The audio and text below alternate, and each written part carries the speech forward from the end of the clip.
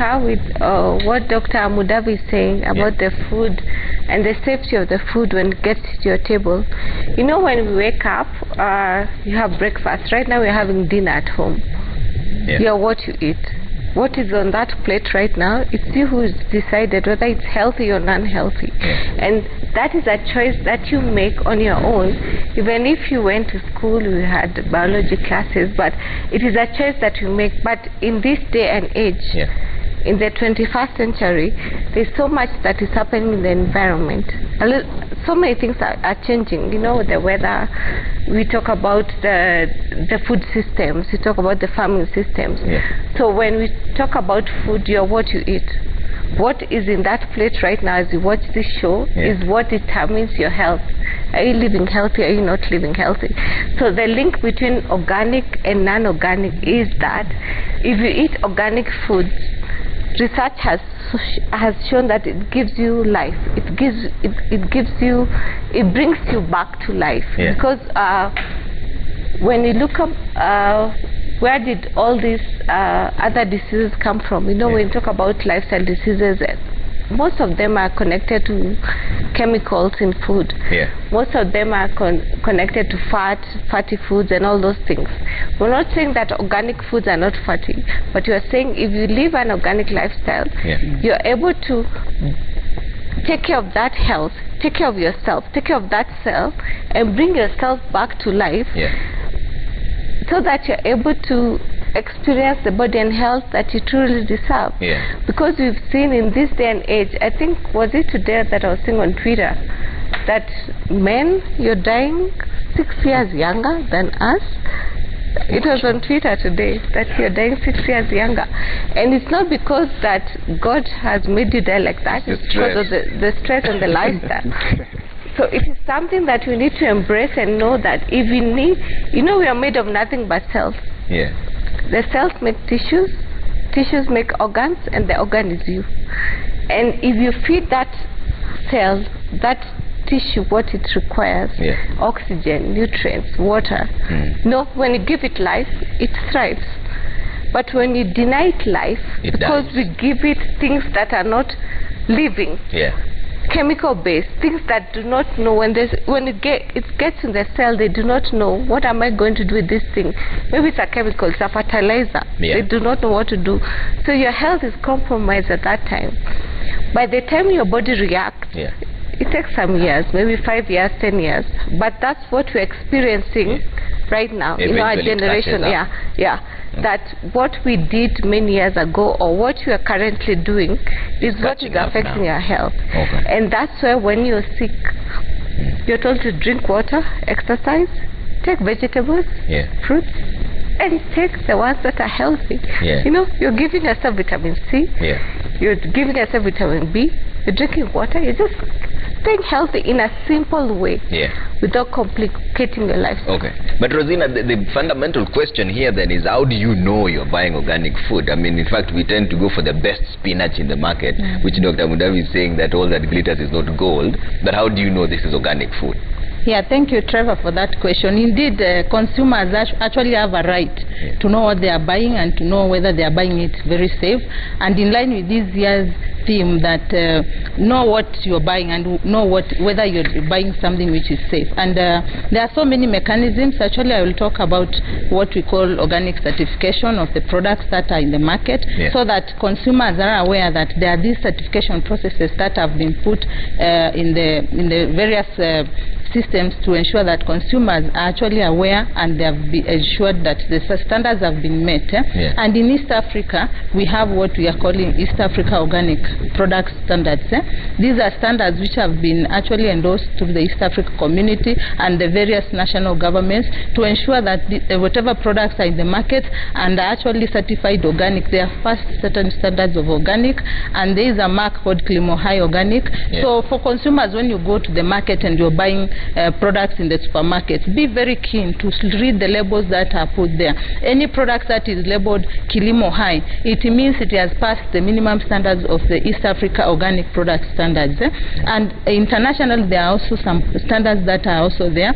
For example, for US markets, the USDA organic products, which are well labeled in the market. So as a consumer, let us not just pick items in the shelf, but we have to be able to read the marks and also be aware. And let us also not be ignorant, so that we are able to pick the products that are well labeled, products that are also certified. And there are also other mechanisms that are coming up, because we want also to support the farmer who is not able, probably who has not been able to get to this level of standardization and certification.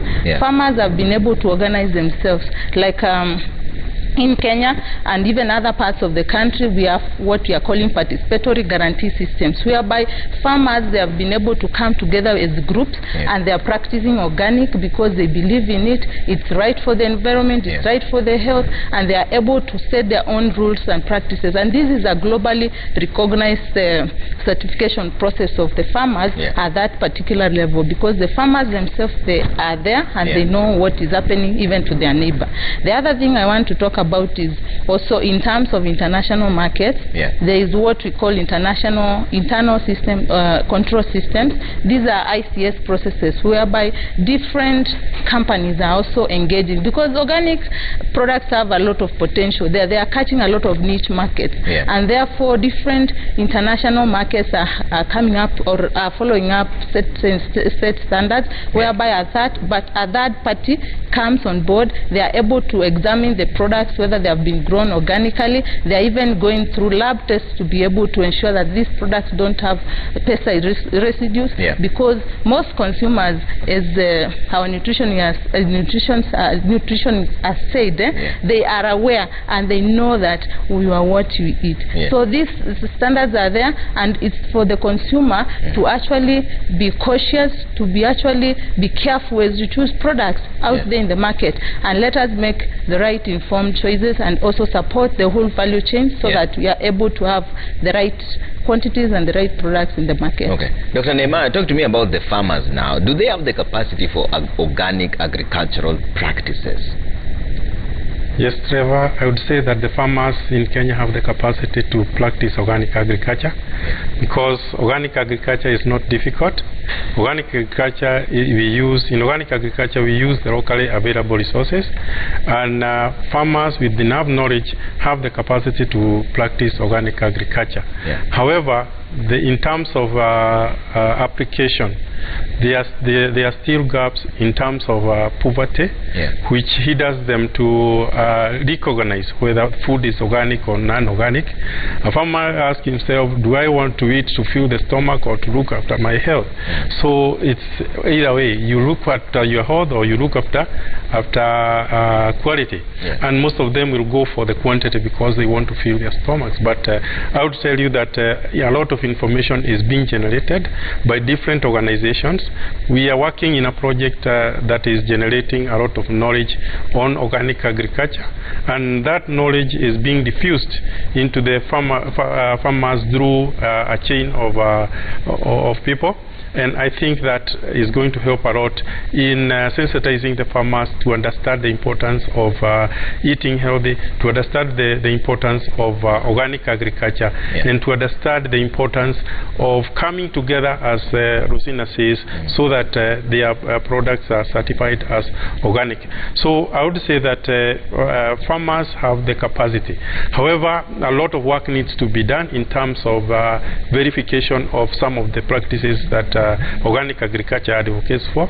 We are talking about pest management, where we use a lot of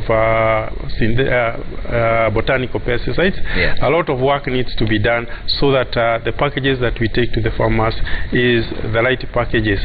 But I would say that farmers are crying for this knowledge because of what Kate has said. The lifestyle diseases, they have got no choice than to look for these technologies. And Collins, you know, speak to me about the policies that govern this issue of food safety in Kenya. Do we have adequate policies? Because we've seen certain instances where aflatoxin levels are high in Tanzania. They're not high in Tanzania, but when they cross to Kenya, now they're high. So do we have enough policies that somehow guide food safety in this country? Thank you, Trevor. Yeah, we have policies, I think, but there are gaps.